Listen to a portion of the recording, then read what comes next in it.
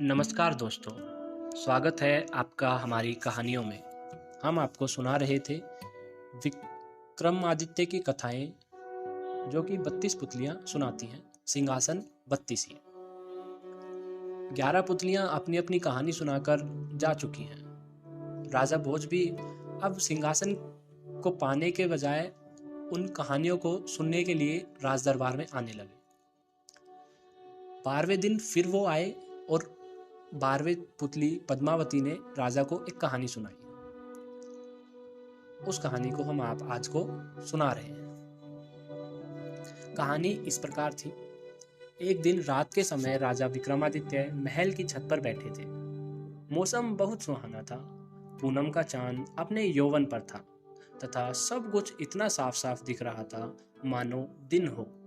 प्रकृति की सुंदरता में राजा एकदम खोए हुए थे। सहसा अचानक वे चौंक गए। किसी स्त्री की चीख थी। चीख की दिशा का अनुमान लगाया। लगातार कोई औरत चीख रही थी और सहायता के लिए पुकार रही थी। उस स्त्री को विपत्ति से छुटकारा दिलाने के लिए विक्रम ने ढाल तलवार संभाली और अस्तबल से घोड़ा निकाला। घोड़े पर सवार हो फौरन उस दिशा में चल पड़े। कुछ ही समय में वे उस स्थान पर पहुंच गए। उन्होंने देखा कि एक स्त्री बचाओ बचाओ कहती हुई बेतहाशा भागी जा रही है और एक विकराल दानव उसे पकड़ने के लिए उनका पीछा कर रहा है। विक्रम ने एक क्षण भी नहीं गवाया और घोड़े से कूद पड़े। युवती उनके चरणों पर गिरती हुई बचाने की विनती करने लगी। उसकी बाहें पकड़कर विक्रम ने उसे उठाया और उसे बहन संबोधित करके ढांढस बनाने की कोशिश की। उन्होंने कहा कि वह राजा विक्रमादित्य की शरणागत है और उनके रहते उस पर कोई आंच नहीं आ सकती। जब वे उसे दिलासा दे रहे थे तो राक्षस ने उन्हें देखा और जोर जोर से अट्टहास करके हंसने लगा। उसने विक्रम को कहा कि वह उन जैसा एक साधारण मानव उसका कुछ नहीं बिगाड़ सकता तथा उन्हें वह कुछ ही क्षणों में पशु की भांति चीर फाड़ कर रख देगा। ऐसा बोलते हुए वह विक्रम की ओर लपका। विक्रम ने उसे चेतावनी देते हुए ललकारा। राक्षस ने उसकी चेतावनी का उपहास उड़ा दिया।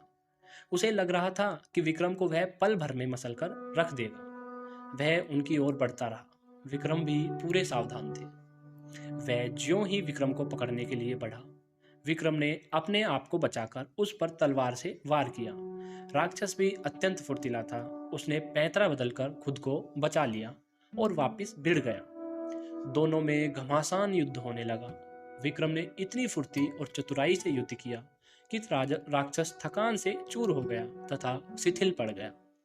विक्रम ने अवसर का पूरा लाभ उठाया तथा अपनी तलवार से राक्षस का सिर धड़ से अलग कर दिया। विक्रम ने समझा राक्षस का अंत हो चुका है, मगर दूसरे ही पल उसका कटा सिर फिर अपनी जगह आ लगा और राक्षस दोगुने उत्साह से उठकर लड़ने लगा। इसके अलावा एक और समस्या हो गई। जहां उसका रक्त गिरा था वहां एक और राक्षस पैदा हो गया। राजा विक्रमादित्य क्षण भर को तो चकित हुए, किंतु विचलित हुए बिना वे एक साथ दोनों राक्षसों का सामना करने लगे। रक्त से जन्मे राक्षस ने मौका पाकर उन पर घूंसे का प्रहार किया तो उन्होंने पैतरा बदलकर पहले वार में उसकी भुजाएं तथा दूसरे वार में उसकी टांगें काट डाली। राक्षस असहन पीड़ा से इतना चिल्लाया कि पूरा वन गूंज उठा। उसे दर्द से तड़पता देखकर राक्षस का धैर्य जवाब दे गया और मौका पाकर वह सिर पर पैर रखकर भाग पड़ा। क्योंकि उसने पीठ दिखाई थी, इसलिए विक्रम ने उसे मारना उचित नहीं समझा। उस राक्षस के भाग जाने के बाद विक्रम उस स्त्री के पास आए तो देखा कि वह भय के मारे कांप रही है। उन्होंने उससे कहा कि उसे निश्चिंत हो जाना चाहिए और अपने भय को त्याग देना चाहिए, क्योंकि दानव भाग चुका था। उन्होंने उसे अपने साथ महल चलने को कहा ताकि उसे उसके माँ बाप के पास पहुंचा दे।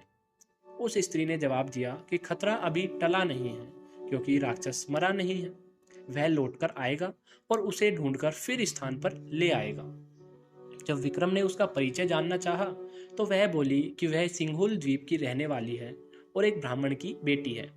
एक दिन वह तालाब में सखियों के साथ नहा रही थी, तभी राक्षस ने उसे देख लिया और मोहित हो गया। वहीं से वह उसे उठाकर ले आया और अब उसे अपना पति मान लेने को कहता है। उसने सोच लिया है कि वह अपने प्राण दे देगी, मगर अपनी पवित्रता नष्ट नहीं होने देगी। वह बोलते बोलते सिसकने लगी और उसका गला रुंध गया। विक्रम ने उसे आश्वासन दिया कि वे राक्षस का वध करके उसकी समस्या का अंत कर देंगे, और उन्होंने राक्षस को फिर से जीवित होने का राज पूछा। उस स्त्री ने जवाब दिया कि राक्षस के पेट में एक मोहिनी वास करती है, जो उसके मरते ही उसके मुंह में अमृत डाल देती है। उसे तो वह जीवित कर सकती है, मगर उसके रक्त से पैदा होने वाले दूसरे राक्षस को नहीं। इसलिए वह दूसरा राक्षस अपंग होकर दम तोड़ रहा है। यह सुनकर विक्रम ने कहा कि वे प्रण करते हैं, उस राक्षस का वध किए बगैर अपने महल में नहीं लौटेंगे, चाहे कितनी भी प्रतीक्षा क्यों न करनी पड़े। उन्होंने जब उससे मोहिनी के बारे में पूछा तो स्त्री ने अनभिज्ञता जताई। विक्रम एक पेड़ की छाया में विश्राम करने लगे।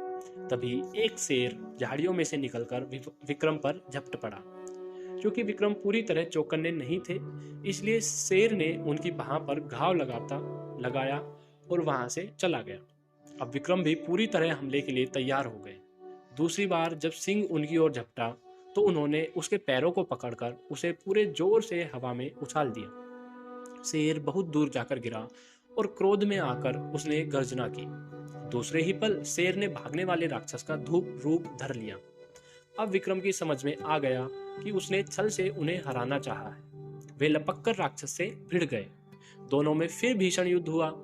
जब राक्षस की सांसें लड़ते लड़ते फूलने लगी तो विक्रम ने तलवार उसके पेट में घुसा दी। राक्षस धरती पर गिरकर दर्द से चीखने लगा। विक्रम ने उसके बाद तलवार से उसका पेट चीर दिया। पेट चीरते ही मोहिनी कूदकर बाहर आई और अमृत लाने दौड़ी। विक्रम ने वेतालों का स्मरण किया और उन्हें मोहिनी को पकड़ने का आदेश दिया।